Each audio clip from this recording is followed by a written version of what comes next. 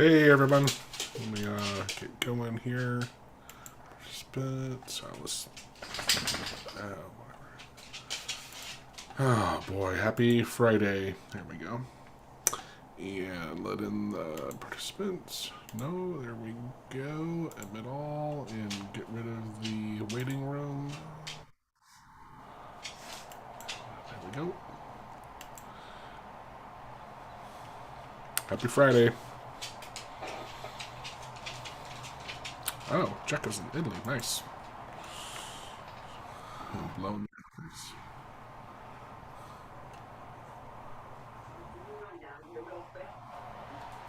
People are flowing in. Hope everyone's doing well.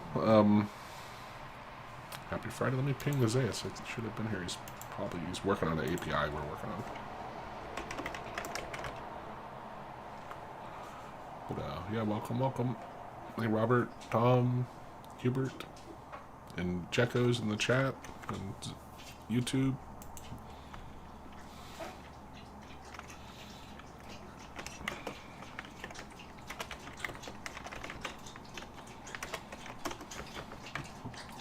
So, who's got something to work on?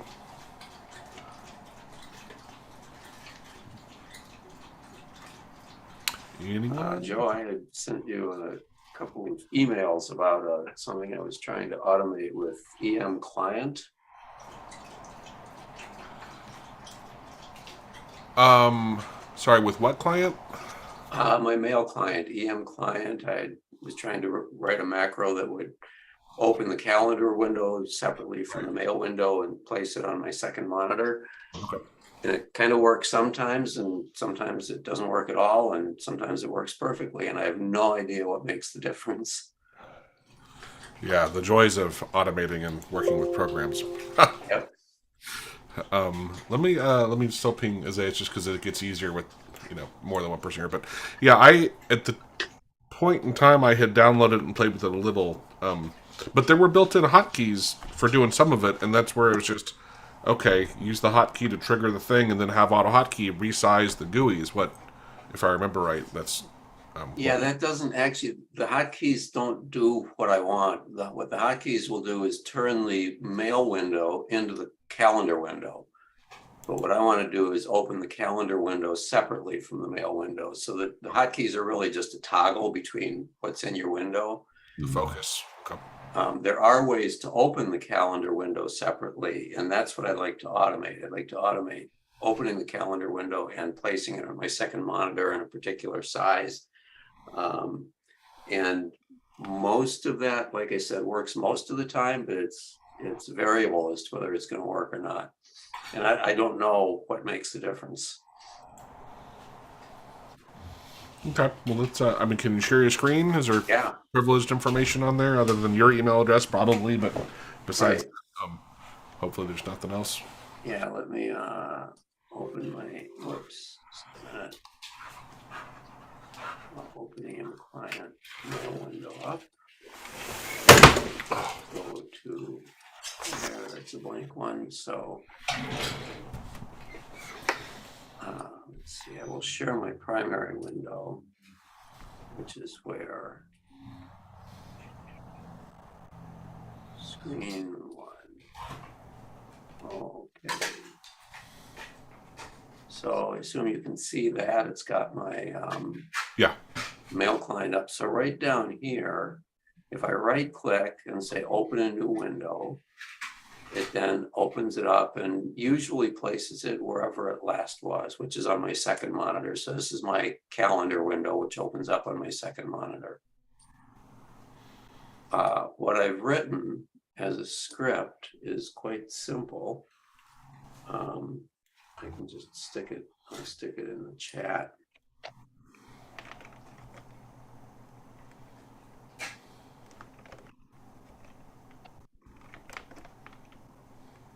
So what this does is it depends on the cursor sitting over the calendar icon in the window. And then when this triggers, if I hit Control-Shift-Alt-W, now that time it sort of worked, but you might notice the mail window disappeared. So what happened was when I did that, it opened the calendar window and placed it where I wanted it. That's this one. It placed it where I wanted it on the second monitor. But this particular time, it also took the mail window, resized it, and moved it to the same place on the second monitor. Doesn't always do that, but sometimes it does it. Well, yeah, and I'm going to let Isaiah chime in here, but that when move, I mean, because the first thing is, how are we going to uniquely identify one of the that program's windows over the other, right? Like with just using the executable, Yeah, that's not, I don't think that'll work, right? We need got it. That makes sense. Yeah. And I don't know if there's another way, if there's any other way to do it, given the limitations of EM client. Oh, I know. I mean, we can usually, it's pretty easy to identify a window with something else unique. Okay. You got to start, thinking outside the box. That's all. Isaiah, are you looking at it? And can you hear us? Isaiah.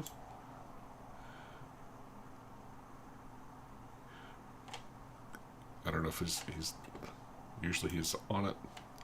Let me ping him. It looks like he's not connecting to us. Looks like he's working on something.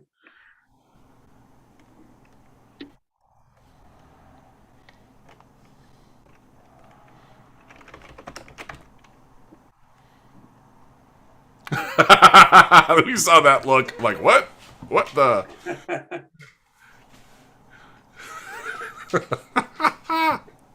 I was not connected to the audio. That's I was like, what the hell? Yeah. Right. Okay, I'm sorry. So can you repeat that? I'm sorry. So just real summary is this is, remember, I think it was like 2 weeks ago, I mentioned someone had written us talking about an email client and that they were trying to resize some of the GUIs. So you and I chatted to someone, was like, hey, there are built-in hotkeys, but he doesn't, when you use the hotkey, it switches. Toggles.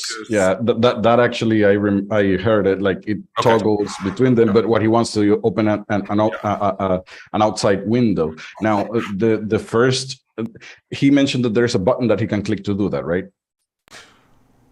Well, you right-click. Yeah, there's a button I can click to toggle them.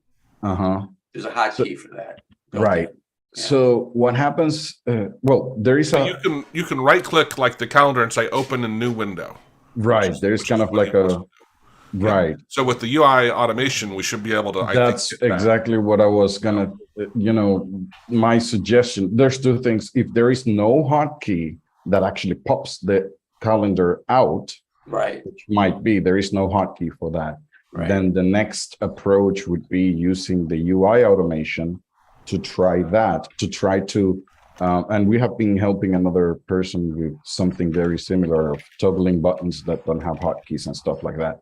But there's one thing, I don't know, Joe, if we have a link for the UIA viewer, so we can take a quick peek at whether we could really access that with the UI automation tool.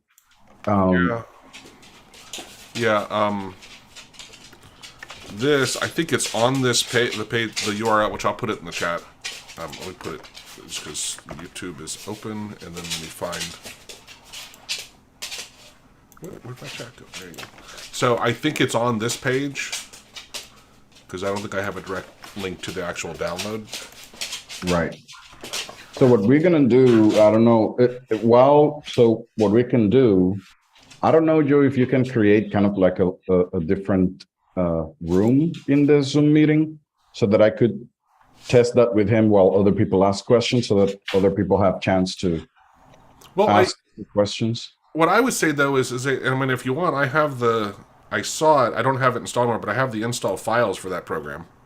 Right. So that we could at least take it, because he has to install that or open it in his computer. And right, but I have the install for the mail. Oh, for the program. Oh, so well, then we can try that. If you can share your screen, and we can take a quick peek at whether we can access that with the button. That I don't have it installed, but yeah, let me. I was going to give it to you, but wait, change repair. No, Well, while we do that, then let's see if anybody else has questions. Anybody else who might want to. So you can send me the file and go ahead and install and check on No, that. it's weird. Hold just 1 second here. So I'm trying to launch it, but it doesn't show up. Anyway, when I went to install it, it said, "Hey, do you want to reinstall?" I'm like, "Well, then it is installed, but it doesn't come up under my menus." So it's just weird. I don't. Oh, there it is. For some reason, when I'm typing it, it doesn't come up. But if it's launching, I don't mind sharing my desktop. Right? It's just. Let me make sure it launches.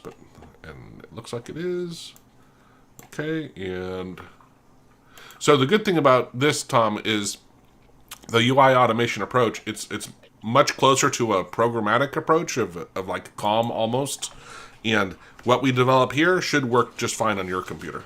Oh, great. Okay.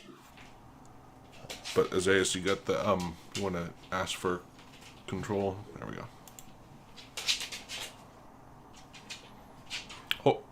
Oh. So I'm not going to be able to see the YouTube chat, by the way, while he's doing this. It's on that screen.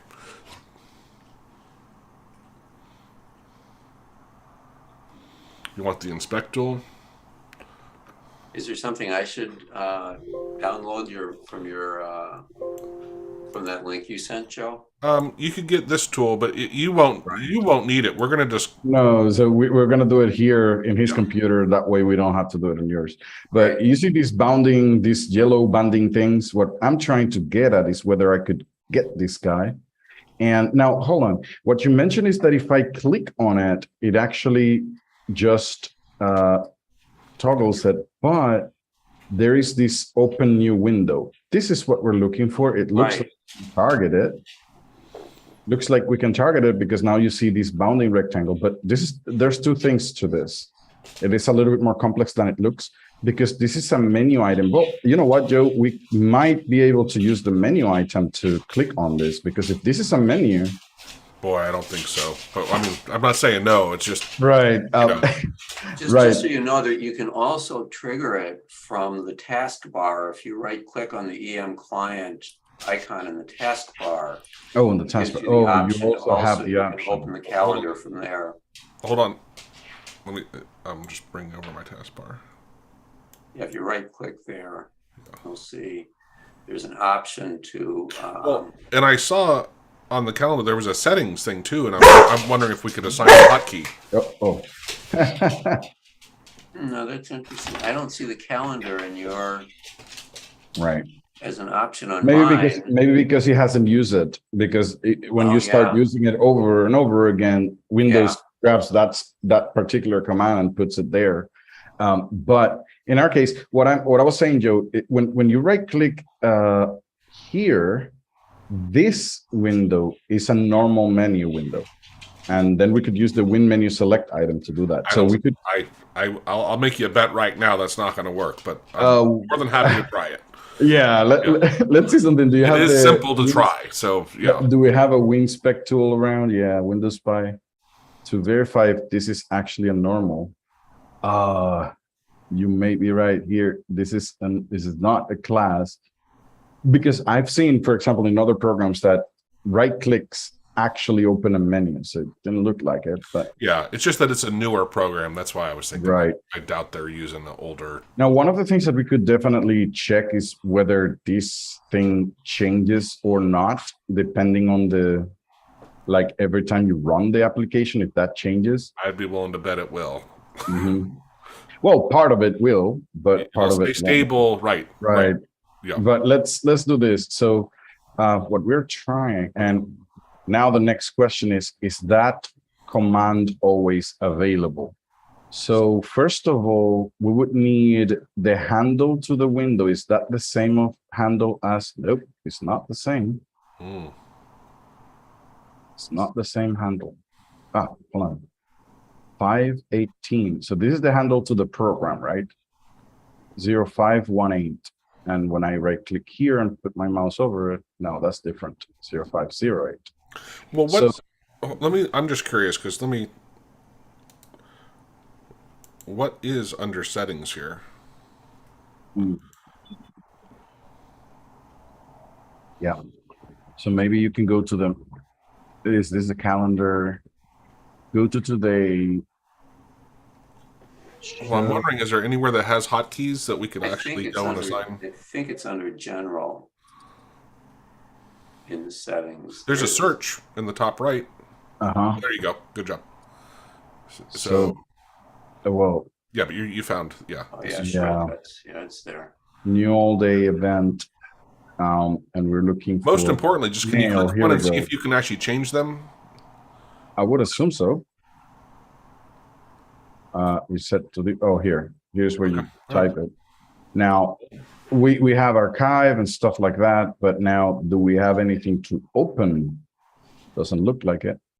I haven't been able to find it. I've dug Right. around in there. I've done some back and forth with their tech people in their Right. forum, and Wait. they haven't been sorry. able to find a way to do it. I mean, you have a search there. Type calendar.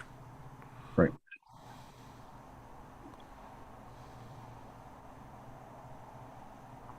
Show reminders, automatically dismiss, nothing Okay.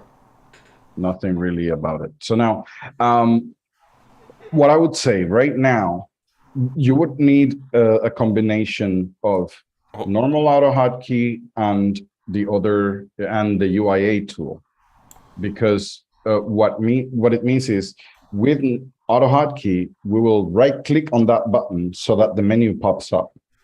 Once the menu is up, then you can use UIA to target that little guy. But by the way, Joe, let me double check something real quick. Can we also, hold on. Can we also right click and then use the, yeah. So the only thing that we need to do is right click on the button. Because after that, I could use the arrow keys to move up and down. So that means that with AutoHotkey, I could right click and send up 3 times and then hit enter, and that would definitely do what I think it would do. Hold on.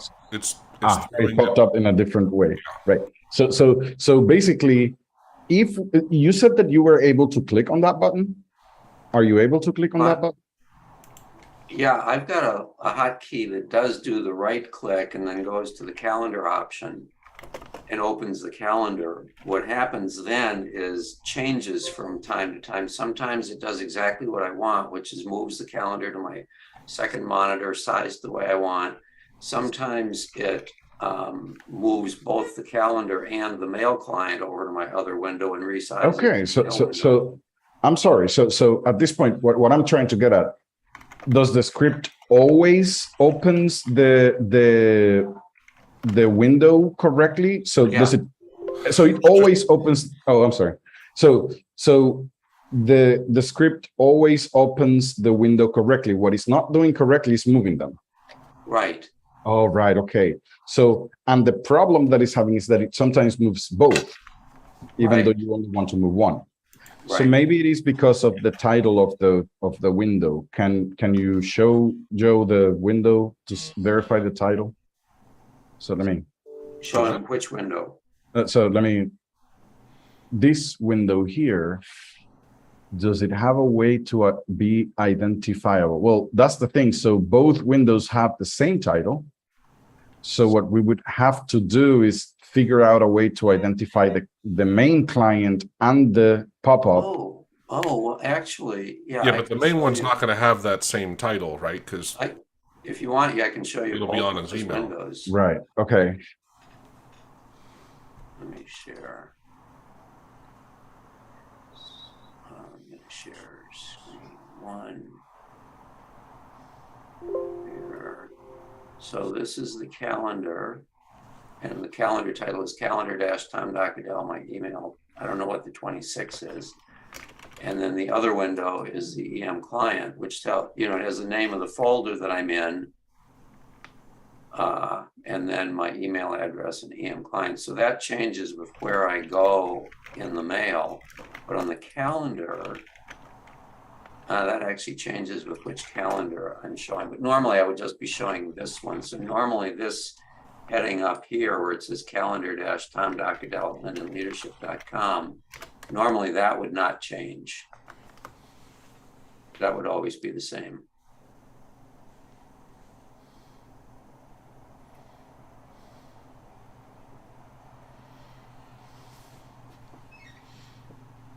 So the thing is, at this point, the title might not be enough to identify the window. Can you share? Yeah, let's try with Windows Spy. You gotta ask for permission. Yeah. Let's double check if there is any way, okay, maybe in the text. This folder contains no item and no operation can be performed. And in here, oh man, oh, hold on, look at that. The text is different. So notice, oh no, hold on, it's not different. Oh God. I'm trying to identify, hold on. This is different, I would assume, right? So you would have this one here, and then your script. Let me see if I understand this correctly. And let me make sure that, yeah, okay, so it opens it several times. It doesn't matter how many times you do it, right? So, okay. Let me see if this is true. You're on the main page. Where are you going to be, in mail here or in other tabs? I'll normally be in mail. In mail. So you're going to be here. Yeah. Your script goes ahead and right clicks and opens a new window. Mhm. But the other one is still says mail, right? So you're still in inbox, right? Yeah. Yeah. If that's the case, can you show me real quick what is the code that you have for the title of each? Because I think it's in the Zoom chat. right, okay.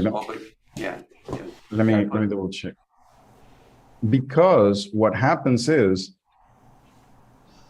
right now I do not see. So you got the handle to the active window and then replaced mail client exe. Let me see, hold on. Right. So what is going on is, you see your winmove? Your winmove command is just moving any window that is mail client.exe. That's what I was saying. Right. And then that's not entirely what you should do at this point. What you should do is winmove, and then you would have part of the title, calendar, and then AHK.exe, and then mail client.exe, and everything else is the same. But for this to work, and I just put it on the chat, right? Oh, sorry, this is actually going straight to Ray, which is not what I meant. Yeah, everyone. I wish Zoom didn't do that. Yeah, exactly. I think you can disable that on the meeting, like you say, like people cannot talk to very specific people, but yeah. So I just sent the command, part of the command. Everything else you're going to keep the same. The only thing that I added was the word calendar in it before the executable, right? But that is not going to work right away. You have to also have the set title match mode to 2, like this, on your script as well. Oh, okay. Because this tells AutoHotkey to match the word calendar anywhere in the title of the window. That would specify that whenever you're going to move the window, it's just that window, not all the ones that refer to the executable, but only the calendar window that is from that executable. Oh. Understand? Yeah. I think that might fix the issue, and it would actually make it in a way that it might not fail that often, unless you have 2 windows that both say calendar. In that case, it will move both. Yeah. It's unlikely that would be the case. Right. So does that go inside this particular script? So in your code, I've got a lot of hotkeys. right? No. So the set title match mode, you can put it at the beginning of the script on the auto execute section. That whatever executes automatically, that's one of the things that automatically. So you set that option. It's just kind of like an option. After that is done, your win move, you just have to add the word calendar in it so that it filters out the window that you actually want to move. That's all. Okay, so if I'm tracking at the top of my entire file and top Go ahead and share your screen, Tom. of all Yeah, the you can share your screen, right? Oh, good. Okay, great. What's the default match mode, and what does it mean? Right. The default match mode is, I think, the one that is, it must match exactly. Yeah. So Which- In everything I do, I set it to this because it's just yeah, it is actually more rare. intuitive, right? So, So or match, regex. match mode 2 makes it to where it must contain this somewhere in the title, right? that is correct. Yeah. So I think by, let me double check.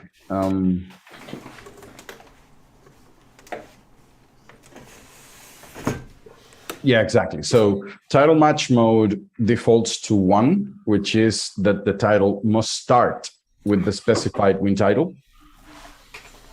So if the title starts with those words, so in his case, he probably doesn't even need to add the set title match mode because the window starts with the word calendar. So it will find it, it will match it.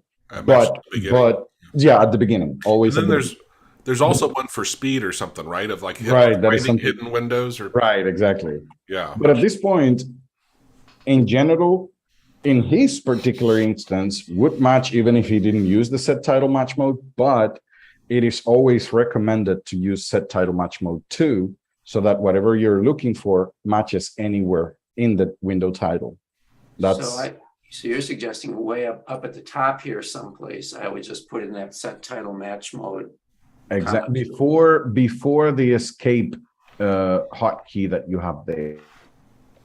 Okay, so you see the escape hotkey there? Yeah, that hotkey stops the auto execute section. For that reason, you would need to put the set title match mode before it because you want it to execute. So that's the first thing. And then if you go down, exactly. And let me be clear on this. If you want, and this is actually something that I recommend, after that, make a new line, exactly, and make a return in there. Put the word return. So everything above that return is the auto execute section.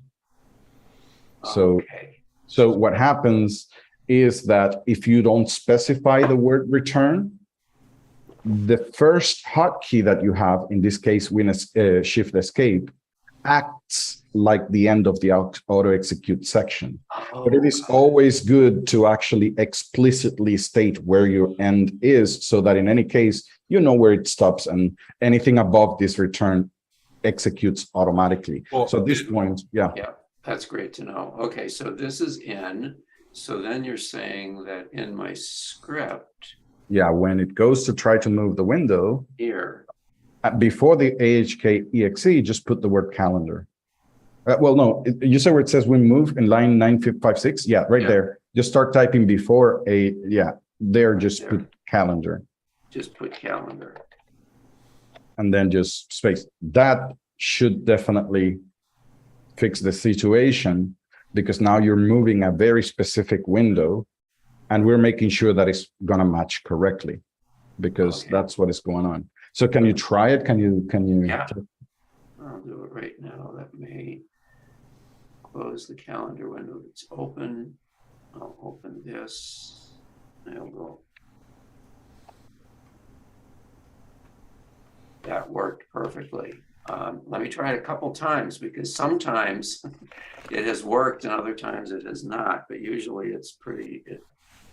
I'm not sure if you're sharing the screen that you're trying to do, but right, yeah, but I can do that.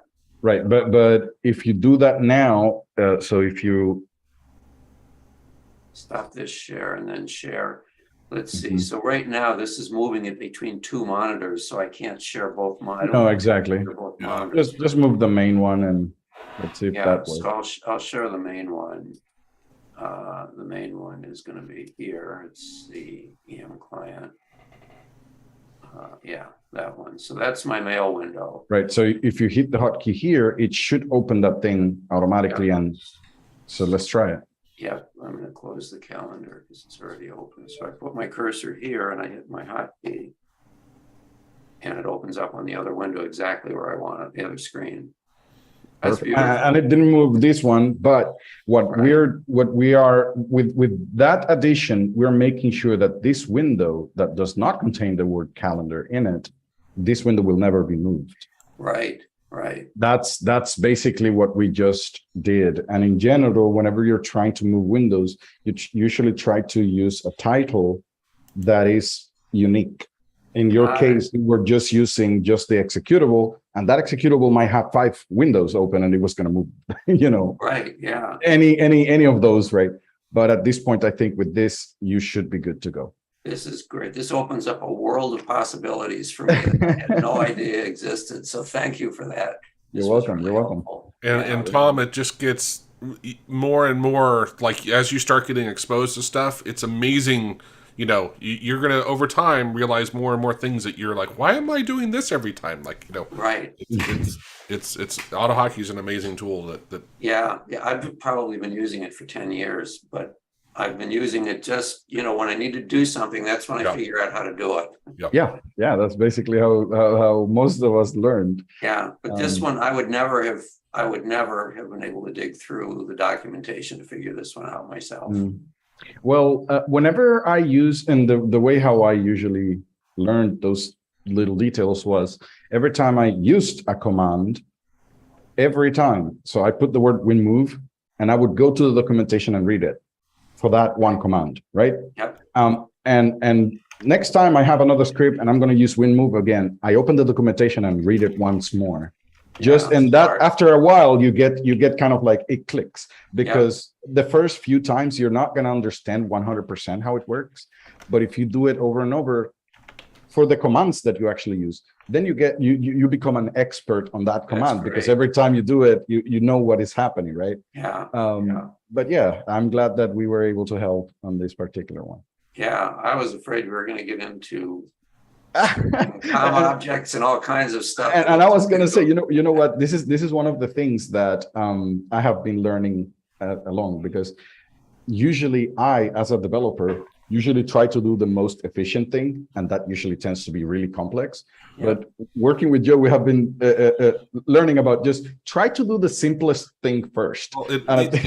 Well, so when we're doing stuff for our clients, it really boils down to, is the client going to be editing the thing after we do it, or do they just want us to automate it for them and have it solid, right? And when they're going to be doing anything in it, I'm like, okay, we really got to think about their level, what makes sense for them, build it in a way. But when they're not going to touch it, then that's when we use version 2 even, because Isaias prefers that one, and he just makes it as complicated as he wants. That's great. Exactly. Well, I always, any code I get, I dig into at some point. So keeping it intelligible for me is super helpful. That's good. That's good. So at this point, I think it is a good starting point for you to understand more or less how that particular command works. And that option that we set at the top, that is the set title match mode, that one is an option that affects that command. So it's good to actually read those two and get familiarized with those. And it doesn't sound like there's anything that's likely to become a problem for having that set. No. Is there a way to use that when set title mode thing, like for a specific piece of your code, like have it set to one, like, so it's not in the auto execute, so it's specifically for this sequence. Actually, that is set it to this. Yeah, I was thinking that, like, there's going to be some cases where you don't want it to match the beginning, you want it to only match the end, because all the beginnings are the same but all the ends are different. Right. You made an excellent question here, and there's two things in AutoHotkey. One of them are directives, which are the ones that start with the hashtag. So the hashtags, you set them once, and it is not that easy to change them. You're not going to change them throughout your script. But this one, which is a command, you can change it whenever you want. So as you just said, I could have a hotkey that at the beginning of the hotkey, it sets the window title mode to 2, right? And at the end of the hotkey, then I set it back to 1. I could do that. That's totally doable. In the same thing for like the speed you send your hot strings, or text or whatever, there are settings that you can, swap them around Dynamically. Because sometimes some programs need you to slow down a bit, and Ian, it's just really cool that you can set that key delay, interactively and change it for whatever you're doing. And there is a variable in AutoHotkey that tells you what the current setting is. And I think is a title match mode. Yes, let me share my screen real quick. So this, let me make it bigger. Whoops, not that much. This variable here, a title match mode, tells you what is the current mode. And what is suggested is that you say last mode equals a title match mode. Then you set title match mode to, let's say, regex, because that's one of the options, regex. And then after you do your stuff, after you finish coding, then you go ahead and set the title match mode to whatever it was before, last mode. And that way, you don't set it to something that might break something else on your script. You actually programmatically get the last mode that was set, and then you set it back to what it was. Right, you restore. This is much like the if when active command. Once you set it, it stays active until you reset it somewhere else. Technically, yes. So if when active is one of those. We were chatting about it in the YouTube. Right. Just give an example, Zayas, even though I know, but I think I can't remember his name. Is going to join. He was trying to. Gabriel wants to use some of the function keys like F14, F15, and we're just talking about having keyboards that have them, but you don't need to have a keyboard that has them. But also just making things context sensitive, right? Right. So you avoid them working. So let's do this. Now, remember, all the win functions and directives. So, for example, win move, win close, win get, and for example, in this case, if win active and stuff like that, all of them are as affected by the set title match mode. You have to keep that in mind. Whenever you set the title match mode to only match at the beginning, it will also affect the if win active directive. It will only match if the name notepad is at the beginning of the string, which, by the way, if you go ahead, oh, sorry, that's not the one that I wanted to open. If you take a look at this, let's do this. If win active notepad message box true, right? And I'm going to have this in a hotkey, F1. Else false. Make sure that I'm running V1. So in this particular code, I have a hotkey that is going to check if that window is active and it's going to show true or false. Now notice that my window contains the word notepad in it, right? So it has it. If you run this code, let me see, sorry, message box. If you run this code, you're gonna, even though, look, my window is active, it is active, but if I press F1, I'm gonna get false in it because my code is trying to match notepad at the beginning of the Windows title, and it's not gonna work, right? So now if I go ahead and say set title match mode to 2, that means match the word notepad anywhere in the title. Now I run this code, and if I press F1, now it's going to say true, because now it's matching it at the end of it. You see? That's why set title match mode is very important.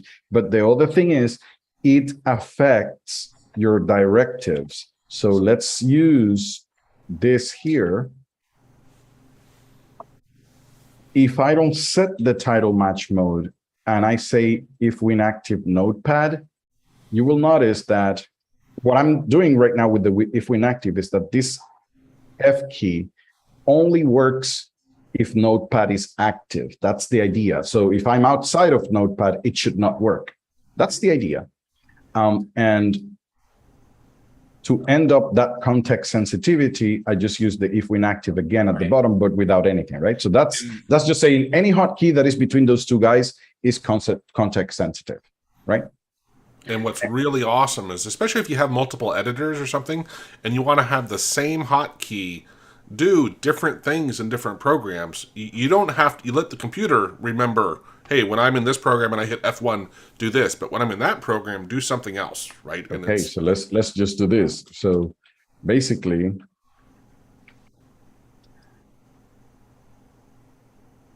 I would say Notepad++, and in here I would say Notepad. So I have the same hotkey, but two different contexts. Let's make it a one-liner. Let's remove this. That would make it a little bit more readable. So what I'm saying is, if I'm in Notepad, you're going to show message box Notepad. But if you're in Notepad++, you would show a different message box. But notice that I'm using exactly the same hotkey. So some people might say, hey, I want to use F24 because I don't want to use F1. Hey, you don't need to. If you set a context to that hotkey, you can use the same hotkey in different programs and do the same things, different things, I'm sorry. So this is very, very useful, but let's test it. So if I go here and I press F1, well, nothing worked. Notice that it jumped to the help, because if you're in Notepad and you press F1, it opens the help. Why didn't it show my message box? Well, because it is trying to match Notepad at the beginning of the title of the window, and that doesn't work. So the set title match mode here is an option that also affects these things, that now if I set the title match mode to match anywhere, now if I'm in Notepad and I press F1, now I get my message box. And if I go to Notepad++, let's go ahead and take a look at that. So now I'm in Notepad++, right? Now here, if I press F1, I would get, oh, that's interesting. I should get the different, oh, maybe the word. Because this one is matching too. Not with that title match mode. Right. Yeah. No. So it matches anywhere. So at this point, I have to put it the other way around so that it tries to match. Yeah, it should match Notepad++ first in this instance, because both of them have the word Notepad, which is why sometimes we don't want that. And Isaias, I don't know how to say his name in here, but he was asking about how does, if we had a set timer running and different threads were going on, how does this setting command affect that? Well, whenever you set this option, yep, everything is changed, right? So if you have two timers and both need different settings, yep, then you would have to go, you would have to do what we said before. You would have to save the old mode, a title match mode. So on your thread. So let's go ahead and do this. So you put that inside the... Yeah, and on the thread. So you have a set timer, you know, one, whatever, for every 1 second, for example. So that, and then a set timer 2 every, 5 seconds or whatever. And now in my one label, I have to grab the old, set the title match mode to do whatever I want to do, and then set title match mode to the old one, as we were discussing. And on the second thread, you would do the same, which means that every time you enter in the thread, you set your match mode at that moment, but then you reset it to what it was before. And that's something that I would recommend doing it that way. Does that make sense? I'm sure he's following. Yeah, that's. And then someone just asked, which I think I wrote the right answer there, but if they wanted to use A, B together, so when I hit A, B at the same time, have that trigger, That's when you use the ampersand in between the two, right? Because they're not That is correct. That is correct. A ampersand B, and then treat it as a hotkey. Just do A ampersand B, and put your thing as a yeah, and that should definitely work. But this is something tricky because right. yeah, you have to understand how that works, okay? Right. And some keys are trickier than others. Like for example, the apps key, you use it very often, right? Which is the apps key is the one that opens this menu, you know, and you use it to open other programs. If you do this A and B like this, you're gonna have the issue that now you cannot use A and B because they're hotkeys. So you would have to actually send the keys using this little guy here, this tilde, and the tilde tells AutoHotkey not only to hotkey them, but also send them so that you can use them. I would definitely not use A and B for hotkeys, because what is going to happen later on is that whenever you want to trigger it, so let's say that I want to trigger A and B. So now with the tilde, I can use A and B. I could use them. But now when I want to trigger it, the A is going to be sent first, and then the B. So notice that at the bottom, it was sending this guy while I had it pressed, right? Because I'm sending the key, and I have to send it, because if not, it's going to be blocked. If I don't have that, what is going to happen is that now I cannot use A and B on my keyboard because, well, B I can, but A I cannot, because A is the beginning of the hotkey, and that's where it becomes a little bit tricky to use those kind of keys to form a. Well, yeah, and can you throw the is it the tilde? Sorry, were you demonstrating? Yeah, that? the tilde. Yeah, I was just explaining that in that particular case, you would use the tilde to make sure that. But what I would use it for is, for example, caps lock. I have one with caps lock. Yeah. Right. So that at that point, even if I'm pressing caps lock, it is a toggle. It's a toggle. Yeah, it is a toggle key, so it doesn't matter that much. But if you use a normal letter, that would make it so annoying. Yeah. In many other situations. So I wouldn't recommend using those because of that. I see we Hellbent, are you around, man? You gonna chat? I see he's actually attended. Yeah. Hey. Hey, good to see you, man. It's been a long time. I was just gonna comment. Oh, I just got new headphones and they're playing in my ear. Hold on. Okay, cool. So one of the things you were saying about the directives is you can set something at the top of your script, and then if you call up a thread to run, you can change it in that thread, and then as soon as it goes back to outside of your thread and you call up another routine or another thread, it will use, if you don't set it again, it will go back to using your default. Well, that works with certain things, but not with others. Yeah. Because, for example, if you use this directive here, the escape character or something, that you can only set it once in your script. You cannot change it within the script in different situations. So again, clipboard timeout. Well, you can set this once, but again, you cannot change this setting anywhere else. You set it once and that's it. And that's the reason why directives, you have to be careful with them, because directives are for before even reading the script, it sets some options. Some other things which is I meant setting. Yeah. I posted a question about that in the chat, and the reason I asked Isaiah, I don't know if you still have the text box up that has the example you were using with win move and F1 if it's Notepad. Okay. Could you write that differently so it would say F1 : and then if when active Notepad ++ message box? Yes. So yeah, definitely. Use one. Well, so yes. So here's the thing. What you're asking is totally doable. It just makes it a little bit more complex to maintain. So let me explain. So right now, if I need to change the message box that only deals with Notepad, I go to that and fix it, and I didn't touch the code up here. Right. Okay? Right. But what you're saying is this: F1, and then you say, if when active notepad plus plus, message box, notepad plus plus. And then you could say else if, right? And then you say if when active. So you would need the else. You couldn't just do another if. Yeah, you can. You can actually do another if.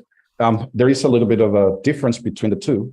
I don't know if you guys want me to go over it, but yeah, you can do this. But and then you say message box notepad.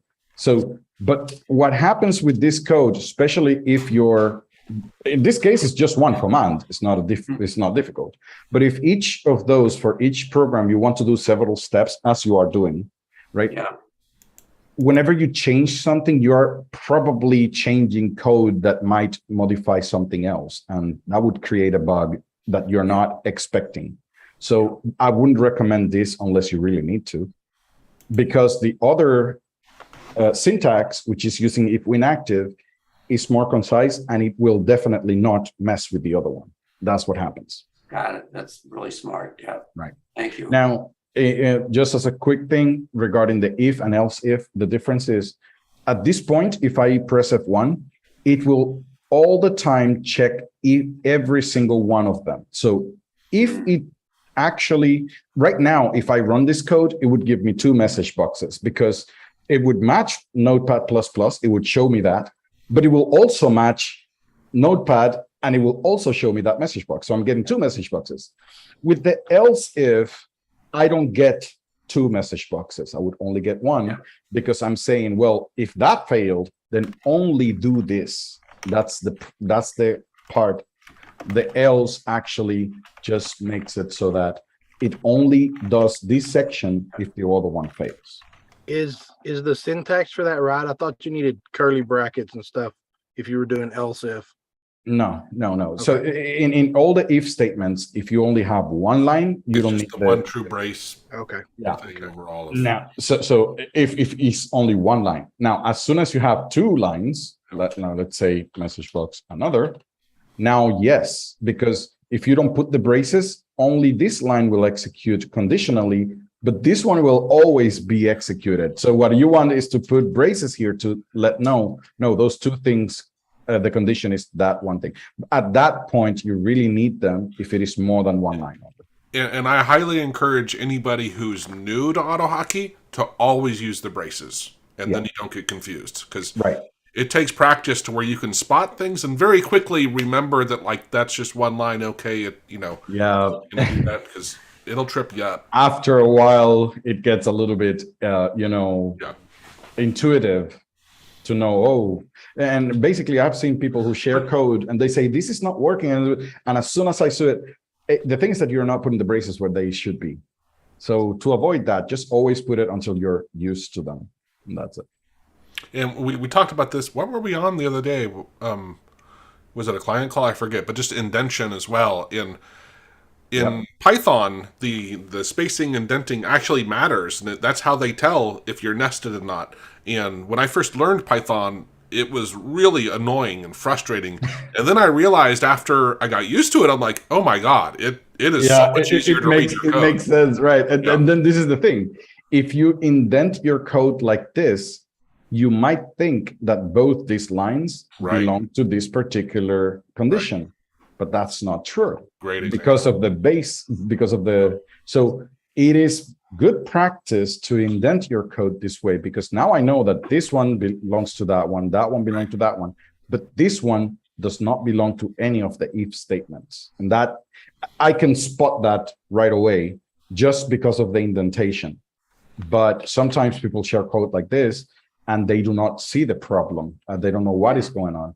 But it is just because it was badly indented that you couldn't spot it.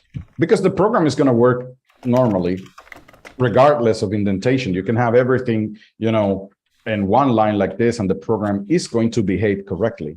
So we got 6 minutes left, and Juan joined. He had a question. Go ahead, Juan. There you go. So what I'm trying to do is I have a keypad. And the original software that came with the keypad didn't really allow me to hard set the F13 to F24 function keys. The reason that it specified was because that it needed to be on a Linux operating system. Like it could still send the keys, but it would only be responded if the system was Linux. And so I don't have Linux, I have Windows. So that really wasn't really a good route. The problem that I'm having right now is that I have scripts that I tie to my F1 through F6 keys. But sometimes if either the script fails or I don't have the script active, like maybe I make it a habit to press my hotkey, but it's not active, it'll use the native functions of the, like Program. F5, for example, will refresh the website. So what I was trying to do is to try to find some sort of alternative, like keypad, something small, form-fitting, because I use it at the gym to control either the website or whatever that I'm trying to automate. But it seems like I didn't really find any other keys that don't have any native functions aside from maybe like the numpad keys. I know those are different from the numbers that are on the top row of the keyboard.